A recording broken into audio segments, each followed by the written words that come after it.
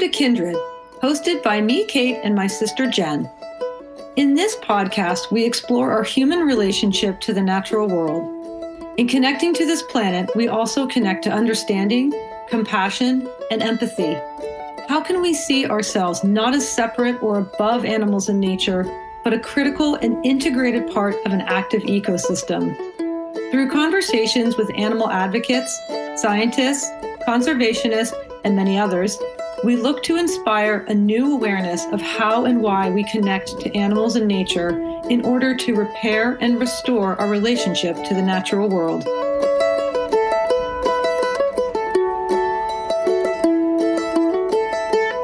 Hello and welcome back to Kindred. Welcome back to Kindred, Jennifer. Thank you for joining us today.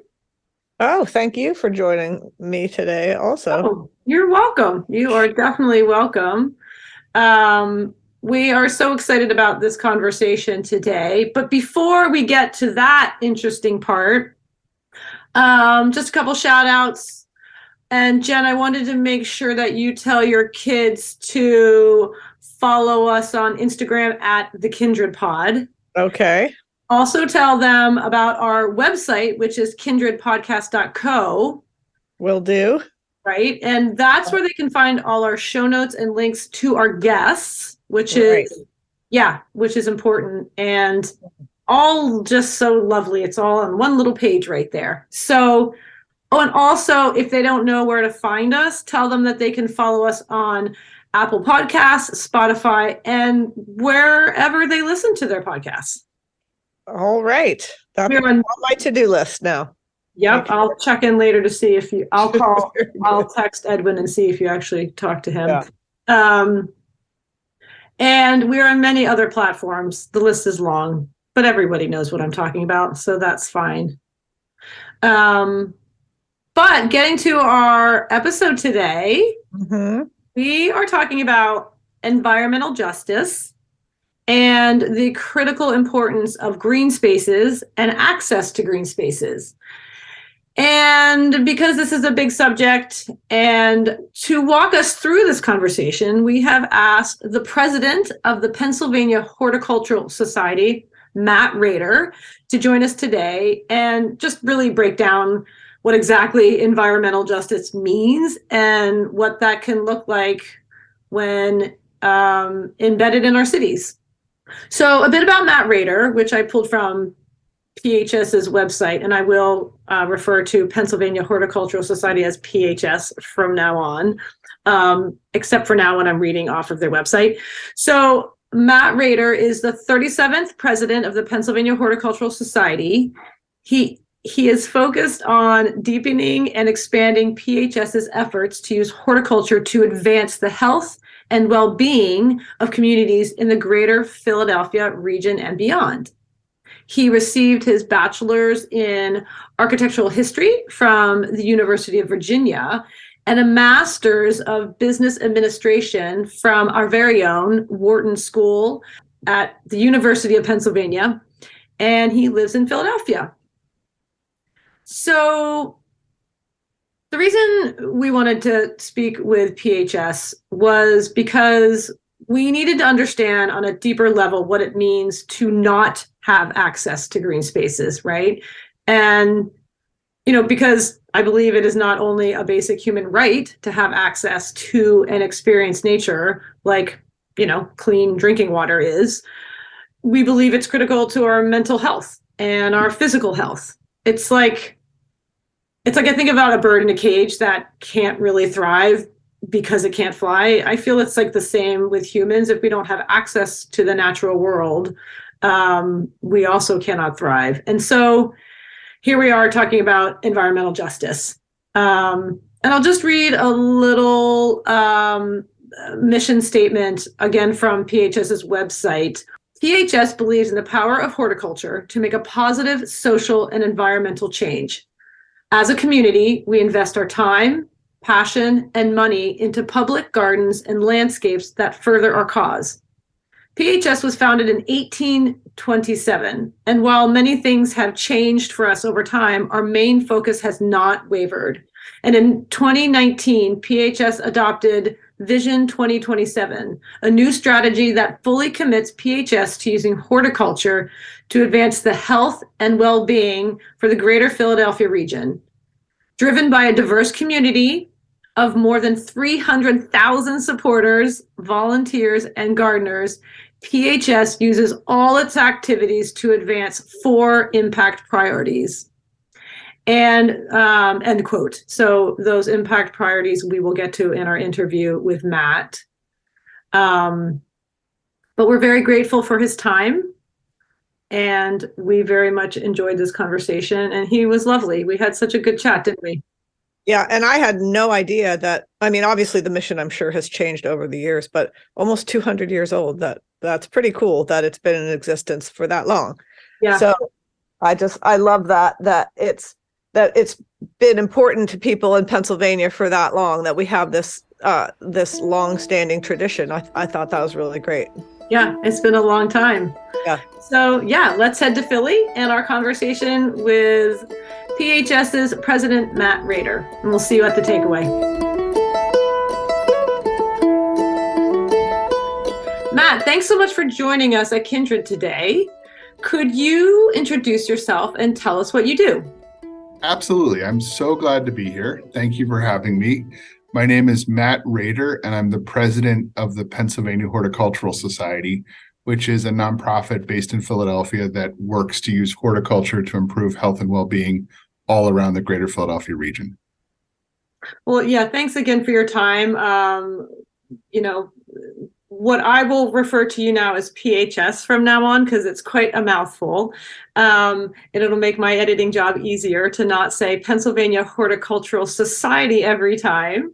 So we're here to talk about environmental justice and beyond. So when we talk about environmental justice in specifically marginalized and underserved communities and neighborhoods, we quickly get to issues of diversity, equity, inclusion, and access in context to green spaces like gardening, parks, etc.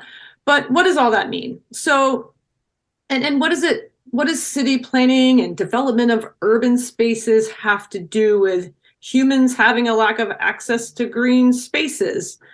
So, Matt, if you would, talk a little bit about the history of how and why we've come to understand the critical need for environmental justice. So the fact set today is pretty clear, to take your question from the top. If you map out poverty, if you map out unemployment, if you map out bad health outcomes in lots of urban areas, you'll find a high correlation with low presence of green assets like tree canopy, high quality parks and public spaces, community gardens, etc.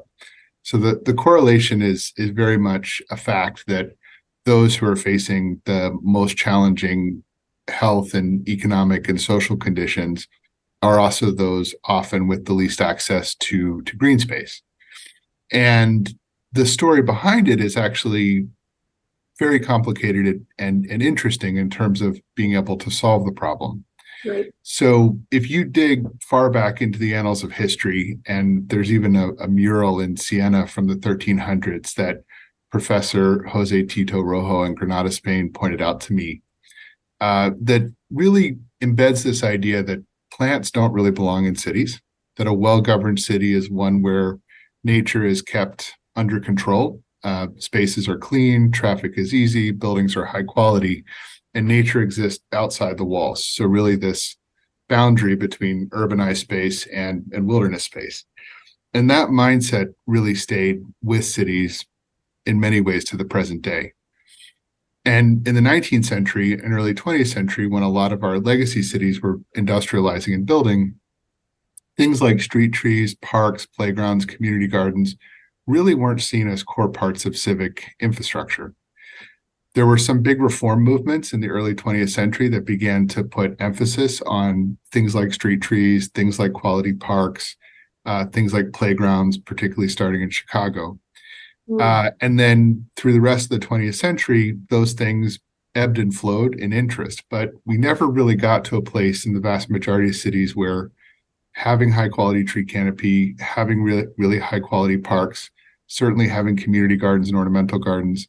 These things were never brought into the front of basic city services that should exist and be accessible to everyone. And so where they were provided, it was often through private action or philanthropy, which compounded this effect. So they weren't present in the places where people had the fewest resources to enact them themselves. They were present in the places of greatest privilege and wealth. And in most cases, city governments weren't doing systematic work to create an equitable distribution of these resources. So there's history, there's policy, there's action, but the bottom line really is, I think we're still in a place where, as a society, as an urbanized society, we have to make a decision that having not only parks, but green elements embedded into every aspect of life, from our streets and front yards, our apartment buildings, parks, really are a basic city service, the same way we would think about quality transit or schools or access to retail. And that's not the case today. It never really has been. And it's something that we should do because there's huge opportunity in it. So, Jen, I don't know if I find that fascinating that you just took us all the way back to thousands of years ago. I mean, I had no idea that this has been embedded in our sort of city planning for so long, right? Well, I guess if you just take it from a practical perspective, I get why they did that, because it's easier to maintain things. Like I remember, where our brother lived down in Philly, this massive sycamore growing out of the sidewalk where everything's just all, buckled and bunched. And so I understand that's like, what a nuisance this stupid tree here is. Now we have, all these issues with the roots going into the, the water system and stuff like that. But it's, I remember it struck me that it's not a bad tree. It's just a bad place for that tree. The tree is a great idea, but not a sycamore, maybe on a city sidewalk. Yeah, you touch on a really important issue, which is there's not universal opinion that particularly trees, but also other green elements belong. And in many cases, that's not opposition to the thing. It's a very real lived experience that's made it hard. So the wrong tree was planted. It created damage to a foundation or water line. If you're somebody of constrained financial means, that becomes a really existential threat. If the city or another entity doesn't provide maintenance or removal when the tree dies, even worse. And so when somebody says, I'm going to come plant another tree, you say, please not. And so solving this issue requires really systemic thinking, right? Making sure we're planting the right things in the right places, making sure people maybe could access insurance or other indemnification if the tree does damage to their property, thinking about how we construct streets and sidewalks so there's room for green elements. If you do all that, you actually get to a place where people can coexist. And we at PHS are really committed to not imposing anything on anyone. We offer the evidence and we offer program supports, but neighborhoods then take action on their own where people want to do it. But it is really a complex issue because it's not just the green resources are not just inequitably distributed, which they are. They're not always in demand either, because people have had really real life experiences where it created problems for them. And that's something that needs to be understood and talked about. So let's talk about PHS and for a minute, like where do you come in all of this? And more specifically, like how in recent years has PHS connected to and worked with neighborhoods and communities to implement your programs and initiatives like the Green Equity Initiative? So PHS really starts with a belief that's a truth, which is healthy plants are essential to life. If we don't have healthy plants, we don't have food, we don't have oxygen, and we don't have clean water. And we start with that truth because it's important to level set that this really isn't an option in some ways. This is a necessity for life. And then on top of that, we know that embedding plants, gardens into urban life in every dimension, backyards, streets, parks, community gardens, has huge untapped potential to make us safer, to socially connect us to one another, to express culture, to reduce heart rate, to encourage social interaction.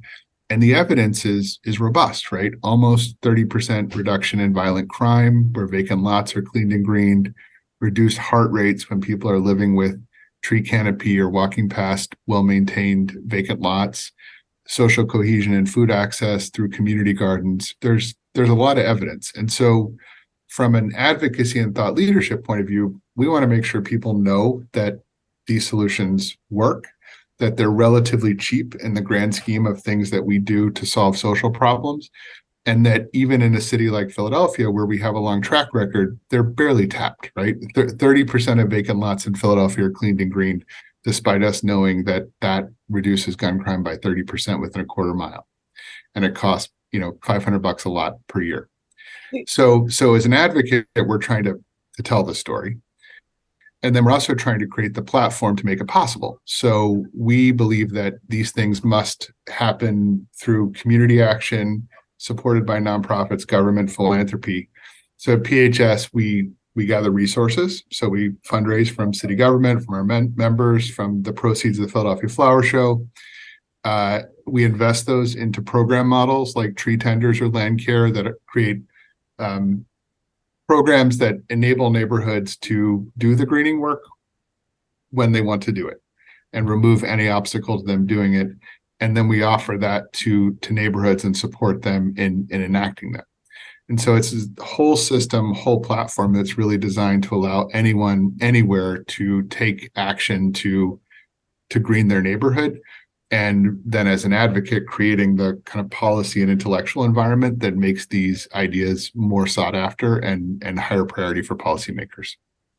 So it sounds to me a little bit like what I love about what you're saying, and I've heard this before, I think from tree tenders, I heard somebody talking from tree tenders, and just all the statistics were amazing and impactful. It seems like, though, what I love most about this is just empowering the people who live in these places to get involved, because that's really how change happens, right? To get their investment and their buy-in, because it doesn't seem like anybody, once you explain all these benefits, and that we're not going to put trees in that are going to ruin your sidewalks, that kind of thing. It seems like, I would imagine you don't come up against much resistance, or do you? I'm curious about that. You do, but part of the work is having the dialogue. So we have Tree Tenders is a PHS program that you mentioned, and that program, people are educated about 9 hours of formal training in tree care and advocacy. They're then paired up with others in their neighborhood who are already organized, or once there's 3 of them in a neighborhood, they can form a tree tender group. And then twice a year, we support them to go through a tree planting cycle that starts with knocking on doors and getting permission, supported by us with a map that shows where there's actual space to plant trees and what height and character of tree can be put there. Then we procure the tree, we get the permits, we cut the sidewalk pit. Then the tree tenders in that neighborhood work together to plant the tree and then water and prune it through early stage and monitor its health as it establishes. And so the model starts with education and outreach. So we've, in the last few years, been focused on neighborhoods where health outcomes and presence of green elements indicates an opportunity for greening to make an impact. And then we begin a conversation. So we go out and find anchor institutions, neighborhood leaders, our members, and say, we can help you do this if you want to do it. And where that conversation really begins is with understanding what people want to change about their neighborhood without talking about plants at all. Got it. In Nicetown in North Philadelphia, we have been working with the Nicetown and Tioga neighborhoods on this Love Where You Live program, which really started with, what do you want to change about Nicetown and Tioga? And then stacking green solutions against that. And then using our capacity and presence to try to bring funding to that neighborhood, and then supporting underneath the neighborhood institutions that already exist to be able to implement this work. So it's sort of lending our relational capital, our program expertise, our staff capacity to help support the neighborhood to make it happen. And that takes a lot of patience. It takes a lot of willingness to be a humble leader. And in a world of nonprofits where you have to raise money, doing all that also means you have to work really hard to build strong relationships with funders and others who will understand the importance of doing the work that way and the importance of sustaining it over time versus saying, I'll give you a grant for 3 years and then we're going to walk away, because that doesn't really work. Yeah, That's really interesting, because you and I had talked about grants before and I'm not always a big fan of grants because then they end and sometimes they're too short. And you were saying that PHS invest in long-term financial initiatives, which is just so fantastic. And then handing over the program to community-based, like you said, institutions or groups. But I wanted to, again, like your community collaboration and community engagement really is about community empowerment, which I just, could you talk a little bit more about that? I love that. Absolutely. So I think you have to imagine wherever you live, country, city, whatever, you are living in an environment where something is happening around you that you'd like to change. There are no trees and you'd like there to be trees. There's a vacant lot across the street where people short dump and you don't like that. And you may not know or have the resources to do something about it, right? So you're being negatively affected by it. You're wishing to create change, and yet you really don't know where to begin, right? So you're being oppressed by your environment. So our goal is, if that person can find their way to PHS or we find our way to them, from that point forward, the obstacles are removed, right? Yeah. So they're still going to need to persuade their neighbors that we're going to plant trees, but we're going to help equip them with education. We're going to get the permits. We're going to procure the trees. We're going to figure out the right tree for the right place. We're going to cut the sidewalk pit. And then all of that is only possible because we're able to build cash flows, right, on an ongoing basis, which have to come from our members. They come from proceeds of the Philadelphia Flower Show. They come from government funding. But all of that funding has to be long-term, because once I've built a relationship with you that we are going to reforest your neighborhood because that's what you want to do, I don't want to walk away in 3 years, right? I want you to believe that every year we're going to come back and plant more trees. And so a big pivot for PHS in the last couple of years was to move from the grant mentality to the idea that if we're entering into relationship with a tree tender group or community garden, that's a long-term relationship, and it's really on us to make sure the resources are available and to keep that in balance, to actually be honest if we don't have the capacity to support another group, so that relationship has trust and longevity. I was going to say that builds trust instead of, well, great, you got us into this situation that we can't maintain on our own and now you're gone, and that's tough. And I was also thinking, like, if you get a person to get their community on board, that's going to be a lot different than you coming in and saying, I have the greatest idea for your neighborhood. I don't live here, but I've got great plans, and just that's a little bit, I love that too, that you work with the actual, that you're empowering the people there to get their community on board is so much, is great on many levels, I think. Yeah. And there's a lot of subtlety there. I think one other dimension of PHS's work that I call out there is it must be community-led always. So community garden belongs to the community first. A tree tender group is the community's first. Our vacant lots are cleaned and greened by local organizations and contractors, and we're underneath that supporting.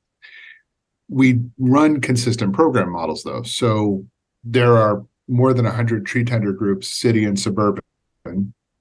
Each one functions a little different based on their neighborhood context, but the program model and the services we're providing are similar across, so that we can really get scale and efficiency in the ability to deliver this versus creating a completely from scratch different solution in every neighborhood. And we've gotten really skilled, I think, at being able to balance areas where consistency is important and areas where there can be great variety in how people express it based on local conditions. Well, and you say consistency, and I think that's so critical, because then, if we sort of talk about gardening for a minute, and you and I had talked earlier, you're really, when you talk about, you create these green spaces, and then the longevity and the consistency allows for real continuity. And you and I had talked, you had sort of mentioned how you then get to grow what your grandmother grew. You get to grow what your grandfather did, whether it's flowers or your favorite kind of heirloom tomatoes. And that's such a beautiful idea to be able to take maybe from where your ancestors came from, or maybe right in the same neighborhood that you've always lived in. So to touch on community gardening, I think you've drawn out a great point. It's a good example. So anybody, frankly, could go out and start planting a community garden on a vacant piece of land, right? That's a fact. It's a human. You may not succeed, yes. but you can try, right? Dig a hole, plant some stuff, do your neighbors. Yeah. What we try to do is then come underneath you and make you super successful. And so in one dimension, that's governance, right? Training you how you organize, how you set basic rules so that you all understand terms of engagement, deal with succession, et cetera. On another, it may be helping you secure permanent access to the land. So getting a lease, or through our partner Neighborhood Gardens Trust, actually having it brought into a land trust, and then doing all the politicking and advocacy needed to build an environment where that's possible. And then in another dimension, it's growing 250,000 organic seedlings in 4 neighborhood greenhouses a year, which are crops that are not often available on the general nursery market because they're culturally specific crops that there's not market demand sufficient for, Home Depot to stock. Yeah. We can talk to our community gardeners, figure out what it is that they wish to have, grow that through a co-op model. We have the greenhouse, we have staff that lead it, but community gardeners volunteer to help with that cultivation, distribute those to community gardens 3 times a year.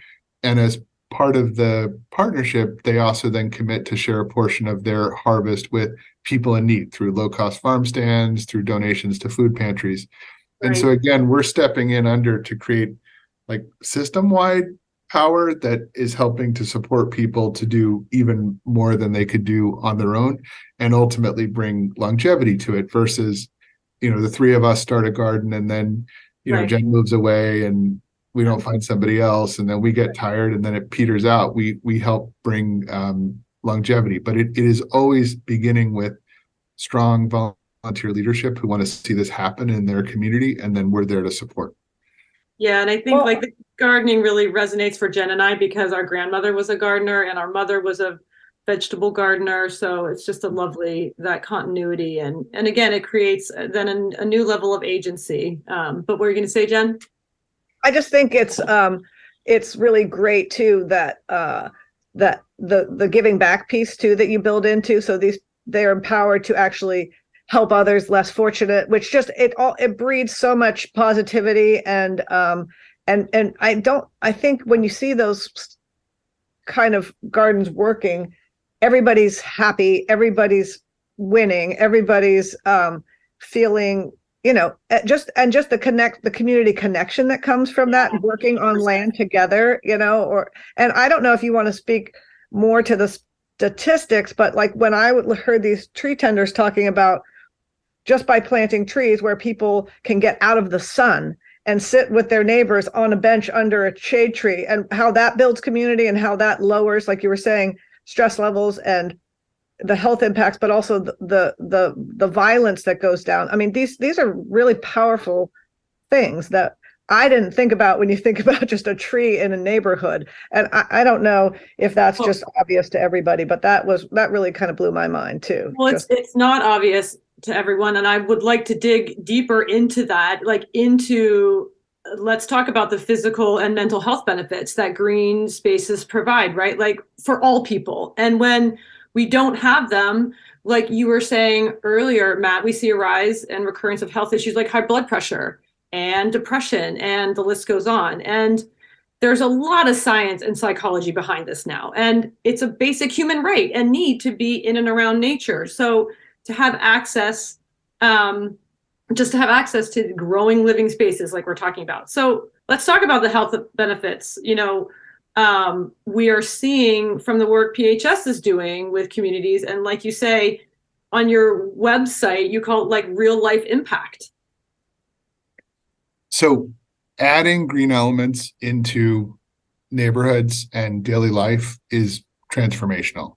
and it's relatively cheap compared to other transformational elements. And I think in some ways it's so intuitive that people don't even see it. Yeah.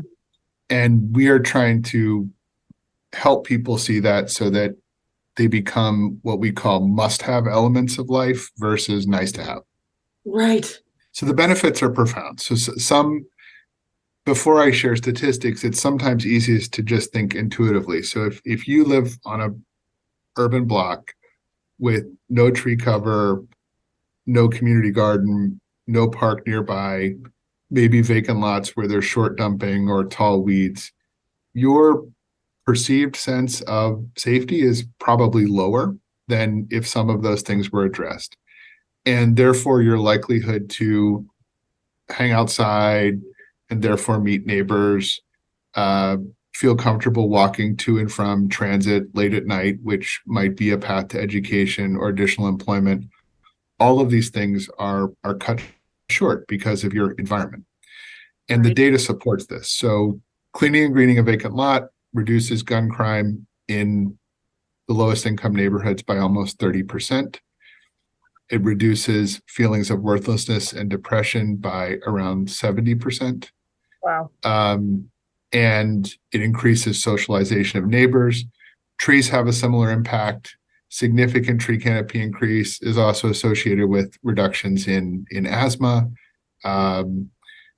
Heart rate goes down when people walk past clean and green vacant lots. Working in a community garden is physical activity and social activity because you're working with others and access to fresh food. We've done a Veggie RX program pilot this year in Pottstown, where we have found basically teaching people to cook with fresh ingredients that they could grow in the garden.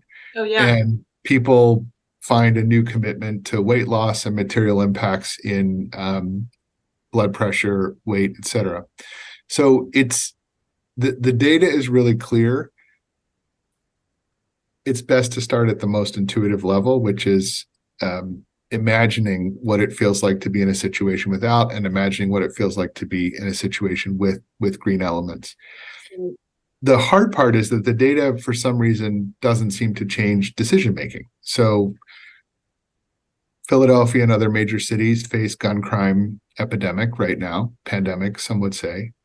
And we know that cleaning and greening vacant lots, of which Philadelphia has 30,000 and other cities have many, makes a 30% dent in that. And yet we don't treat it as our basic standard of care. So something is missing. Yeah. Trees, similarly, if I told you that there was a tool that would significantly reduce asthma and make people feel more comfortable walking and being outside, that would seem like a public health miracle, right? Yeah. And yet we don't look at it that way. And so we continue to work with researchers like Dr. Eugenia South and the Nature Sacred Foundation and others to try to build a case that is convincing enough and push that out so that the energy starts to come behind these things as really transformative tools for individuals, for neighborhoods, for cities, etc. So it's like you're taking the intuitive to policy, and there's a gap there. Something's missing there. Yeah, there's something missing. Like, I think we're far from understanding and imagining what is possible if we had robust tree canopy in every neighborhood in the whole country. Yeah. And we had access to community gardens, and we had parks that not only had great ball fields and soccer fields, but also had beautiful ornamental gardens where you could wander and sit and relax. Yeah. These things are absolutely inequitably distributed today. And I think we're far from, in any community, really embracing them as these just should be part of the fabric of life, because they will make life healthier, safer, more enjoyable, and the evidence is there. And that transformation is something that activists from the late 19th century to today have been trying to do. Yeah. And it's easy to get discouraged, but then you flip the story around and you imagine if Frederick Law Olmsted had not been successful in creating the Central Park that we know today in Manhattan, what would New York be Yeah. like, right? Yeah. Like just Right. imagine Manhattan with just gridiron streets, or even a park, but just a flat piece of real estate, right? No Hillsdales, no escape. And so or Northwest Washington, DC, if you know it, without tree canopy. Like imagine these places. And so if we can get people to see those images and then imagine the potential if that was everywhere, and then realize that compared to almost any other policing, social service intervention, these things are phenomenally cheap. It seems like a win-win. We've been advocating recently with something called the Green Living Plan that we developed with many partners. That's a platform for the next Philadelphia mayor that's really just positioning these kind of green investments as no nonsense and treating them from a neighborhood quality of life point of view, but also making the point that if we did them, we're going to solve these quality of life and safety and health challenges, and we're going to build a more environmentally sustainable city. So why not? Well, But that is a puzzle. Yeah, but you had talked about before how, and what you're saying is like, and everyone likes flowers, okay? Like this is just universal. So, but you were talking about, it's not just about the cleaning up the vacant lots and planting trees. It's like you almost created this idea in my mind that I'm walking through Philadelphia, and at every corner or every turn, I'm in a little mini green space, or like you really sort of got my thinking switched on that. It's like a little utopia within this, the urban area is embedded into the green spaces almost. So I moved a couple of years ago, but previously we lived on a small street called Waverly Street in Rittenhouse Square. And we had tiny backyards and tiny houses and big stoops.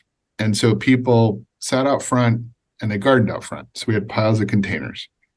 Because of that, I built relationships with that whole block that I never would have had otherwise. So a normal evening was me out front watering for a little bit, neighbor across the street also watering, us building relationship through that channel, somebody down the block beginning to garden because they got curious by what we were doing. And so that whole street then became a little garden, right? Tree canopy, all of these container gardens. And that garden, we would joke, I'd be in the kitchen looking out and I'd see like people taking wedding photos or toddlers picking up the plants to do their Christmas photo, because people were drawn to be in that environment. So that street going from being, tall, skinny brick facades and narrow pavements into really an oasis was created through individuals gardening. And I think you both talked fondly about your mother as a gardener. I think many people view gardening work as a kid as a penance. Like I had that too. I did a lot of weeding, which was almost a punishment. Yeah, exactly. Definitely a punishment as a child. Yes. So there's this human transformation we're trying to make, which is whether or not you have good feelings or bad feelings, you need to understand that gardening is something that exists in most cultures. Anybody can begin regardless of skill level, relatively low cost barrier to entry. And if you do it, you can actually change the world, right? You can change the community around you.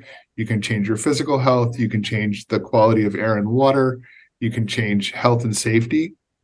And if we can reframe it as not a penance, but actually a superpower, there's something amazing that could be unlocked. And we've talked a lot about our community work, but another dimension of our work is just empowering people, home gardeners, to do something with horticulture that adds up to great impact. More than 50% of US households do something in the garden. Imagine if they use fewer chemicals or planted flowers with the intent of harvesting a bouquet once a month and giving it to a neighbor down the block that they don't know. Like, imagine what this does to the social fabric and the mentality of the country. Well, there's never-ending positive possibilities, right? Yeah. And we're talking about a reciprocal relationship, not to mention what it does for pollinators. I mean, it just goes on and on. But what were you going to say, Jenny? Well, I was just thinking too, when you were talking about your street, and every single person who walked by, left feeling better, I guarantee you, than they did before. You know, when you walk down those streets where people have those little containers or whatever, or just a little anything, just a little something, it's just like, oh, that's so pretty. You know, it just is it's enriching. It's such an easy way to enrich. Yeah, and it's lovely. It's back again to the health benefits. Like the health benefits, just it's that psychological benefit, just as this, because these are just basic human needs. Let me tell you one more. There's a woman who's an amazing leader in horticulture named Abra Lee, who's based in Atlanta. And Abra has really worked to celebrate Black gardening traditions as art, which they absolutely are. Yeah. And with Abra, you drive through a neighborhood and you see, even a suburban neighborhood, you see somebody with gazing balls and flower clumps. And she says this is high level creative expression. This is an art form. This is a person's way of expressing creativity and making a mark on the world. And she's right. And it's true in every garden. And the mental health impacts of expressing creativity, the carry on positive impacts of somebody else encountering the creativity, whether they like it or not, right? There's a whole positive cycle that is created from expressing yourself through horticulture. And compared to many other things, it's pretty accessible, right? It's reasonably low cost. Yeah. You can start, and then if you want to pursue more knowledge, you can kind of go forever, right? Yeah, it can get more and more complex.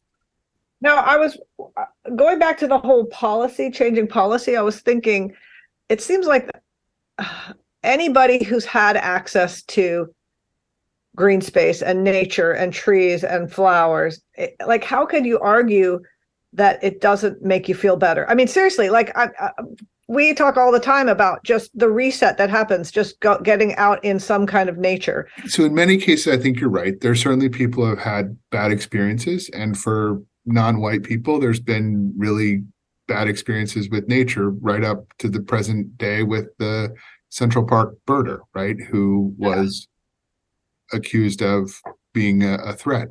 Right. So there's a lot to overcome. There's also certainly fears of, if you green your neighborhood, it then attracts people who want to live there, which means you're going to get displaced. And so you need sometimes companion housing policy, et cetera, to help protect people to be able to stay in place.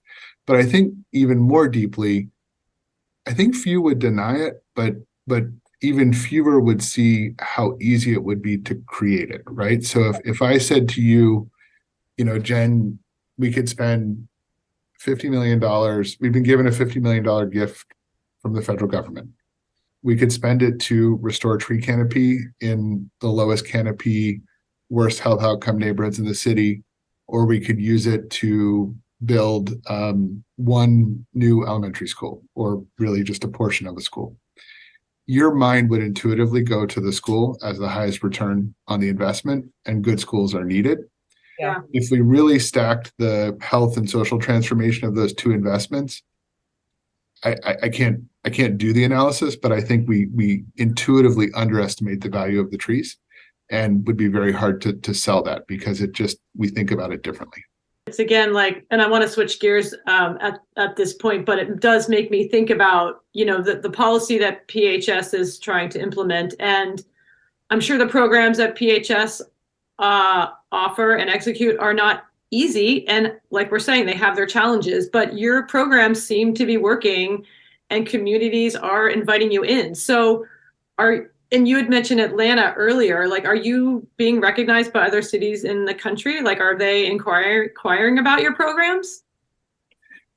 Yes. So we've talked with people in the last 5 years, anywhere from South Korea to Pakistan to Chicago to Baltimore. Our vacant land cleaning and greening work is really recognized as a model and used in other cities. And in most cities, there's somebody doing some elements of what we do. Having it all aggregated together into a regional nonprofit, and having the combination of the Philadelphia Flower Show, the Healthy Neighborhoods work that we've been talking about, home gardener education, and a network of free public gardens and landscapes, this is unique, and it gives us a special capability to really tell this story and generate resources at scale because we're working at a regional level. There are tree tenders and community gardeners on the main line. There are tree tenders and community gardeners in North Philadelphia. There are tree tenders and community gardeners in Queen Village. Like all the different environments and communities of this region are connected to PHS. And that's something immensely special because it creates a sense of common cause and common purpose. I think other cities struggle with a couple dimensions. One is the idea that you can do something at scale, but also allow it to be customized in every neighborhood. And I think that becomes very hard when you try to execute something through city government means, because government by necessity has to be more consistent and rigorous, whereas nonprofits can be a little bit more flexible. And so you need government funding, but nonprofit execution lets it morph and adapt into these environments more fluidly. The second one is sort of what we've been talking about is it really worth the money? Like why do this? Or we're going to pilot it on 2 lots, one in each part of our city for 1 year, and decide whether it was worth doing. Well, that is not going to really transform, and people are not going to buy in from the get-go. Or the far other extreme, which is we're going to not just clean and green vacant lots, we're going to fully activate them and turn them into playgrounds with staff counselors there to help people with XYZ topics. And that's a wonderful ambition, but you can't do that on 30,000 vacant lots, right? You can do that on a handful. So it's being comfortable with, I think, a level of ambiguity and allowing government to work through partners so that it can be flexible and fluid, and being really willing to go in for the long haul so that the results are generated. So we ask everyone this question, and it's my favorite question. Why is this an important conversation, and what does this relate us to and better connect us to other humans and the natural world? And what new perspective or awareness can we gain from the work that PHS is doing? This is a critical conversation because empowering every human to see cultivating a plant, particularly with other people, as a superpower immediately available to them to change the world is something that needs to be spread. That is a truth that is poorly understood, and it is immensely empowering, freeing for people to realize that. And if anything else happens, what I always say to people, just go plant something and then grab somebody else and ask them to help you with it. And you will begin to change society, the world, the environment, etc. I think from PHS, you really can gain a sense of what happens if you think at scale. So not just doing a one-off project, but imagining a city, a whole greater Philadelphia region where trees, community gardens, clean and green vacant land, people gardening together is happening at scale, and then begin the work of supporting that. And supporting that means everything from inspiring somebody to see the idea, to training and supporting those to do it, to saying to the person who's sitting on their couch, like, if you want to do something about making a healthier, more equitable region, just become a PHS member and continue watching daytime TV, right? Like, we will invest your money wisely, and building that platform that can be super inclusive and very powerful and yet customized in different neighborhood contexts is a really special dimension of PHS that I think can be replicated elsewhere. Yeah, it just makes me think of what you're talking about. It's like imagination to implementation. And I loved when you were talking earlier about just imagining what could be different and better. It's just, and honestly, it gets me like, it's an emotional experience to talk about some of this stuff, because it's so beautiful to hear, like, the connection and the agency that can be attained and curated through PHS and your gardening programs. So where can we find PHS and get connected to your programs? Like you're saying, if I want to watch General Hospital, but I want to donate to you, where can I find you guys? phsonline.org is our website. You'll find lots of information there and very easy to get engaged. Becoming a member is a great way. Volunteering is a great way. Gardening at home is a great way. And you'll find resources on the website that can help with all of those. You'll also find lots of evidence of real life impact. And then our gardeners blog has lots of great stories about dimensions of our work. And then always coming to the Philadelphia Flower Show or coming out to one of our pop-up gardens, which are food and drink and beer and beautiful gardens with horticultural programming, great ways to get involved too. But the website has it all, phsonline.org, and know that investing in PHS is really investing in the health and well-being of everyone who lives in our greater Philadelphia region. And as always, we will put all those links on our website at kindredpodcast.co as well. They'll be in the show notes. Thank you so much for talking to Jen and I today. We loved this conversation. Yeah, really good. So thank you, Matt, and good luck continuing to green Philadelphia. Thank you so much for having me and for your curiosity. It's wonderful for you to be able to ask good questions and share our story. Yeah, well, thanks so much. Cool. All right.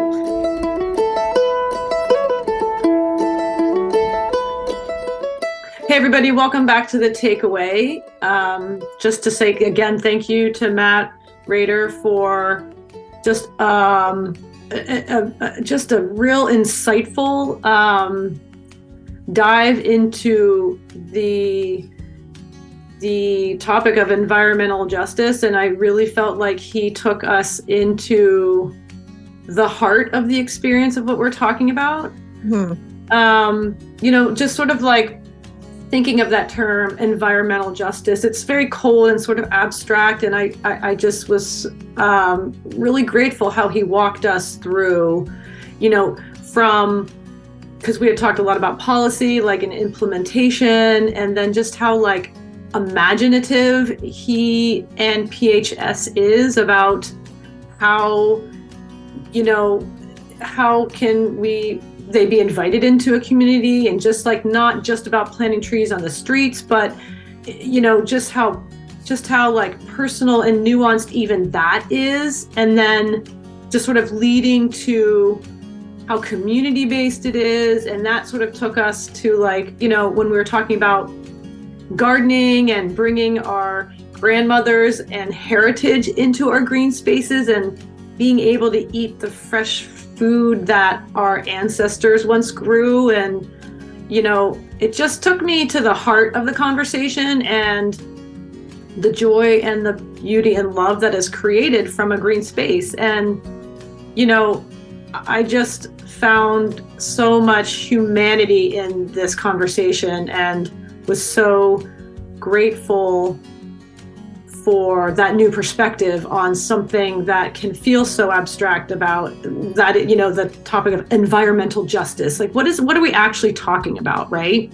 Right. And I really felt like if I had to like distill it down to one word, what their mission is connection. We're trying to make connection between people and nature and people and other people, and make these communities more connected to themselves. Like I loved that it's not about them coming in and educating and sort of usurping their power and sort of, here's what we as outsiders think you should do. It's like, actually, what do you want? And listening to these people to create the people who live in these specific neighborhoods and communities and blocks, to what is it that you want to feel safer and more healthy and more connected. And that just to me was that using nature to connect people. And I just thought that was sort of at the heart of it all, which I loved. I realized it's really just about the connection of people and nature, which is exactly why you loved this conversation so much, because that's why you created this podcast. Right. No, for sure. And also like you're saying, creating that community connection, and then saying it's now your program and we're going to Right. keep financially supporting this. And I can just, you're exactly right. It is all about the connection. And I didn't quite realize we were going to get to the depths of this in this conversation. And No, I know, same. And just that obviously Matt has a way of, or a gift of being able to do that in a way where obviously he has information and he has knowledge that the average person does not, but that he's using that to uplift and empower rather than to subjugate. He's using his knowledge to, I can help you get this going, and then I'm leaving because this is your thing. And that to me, I just was so touched by that, and it was very profound. Yeah. The respect inherent in that, I think, too, and the trusting these people to take what they help facilitate, and then they leave because this is your life. Right. And I can relate to that. Like I can relate to, there's times in life where like you need support, and I don't know, I get it. And it really was so cool to hear their programs and policy getting down to that human connection. 100%. Yeah. So thanks so much again to Pennsylvania Horticultural Society and President Matt Rader for his time. It's such an important conversation, and one that we've really wanted to have for a long time. And I feel like we landed in the best soft green space we could to have it. It was really lovely. If you want to learn more about PHS's programs, head to their website, phsonline.org. And as always, you can access them through the links in our show notes on our website, which is kindredpodcast.co. And you can follow us on Instagram at the Kindred Pod and find more information about all this as well. We'll be posting, like we do, next couple weeks, all about this episode. So thank you, everyone, so much for being here today, and lots of love. Bye. Kindred is hosted by me and my sister Jen, produced by Kat Gaddy and myself, sound production and editing by Dan Cooper, original music by Ellie Grace, and our Kindred artwork was created by Lindsay Coffin. Please follow, rate, and review wherever you listen to podcasts, and feel free to contact us through our website at kindredpodcast.co, where you can also find links to our socials, Patreon page, and show notes.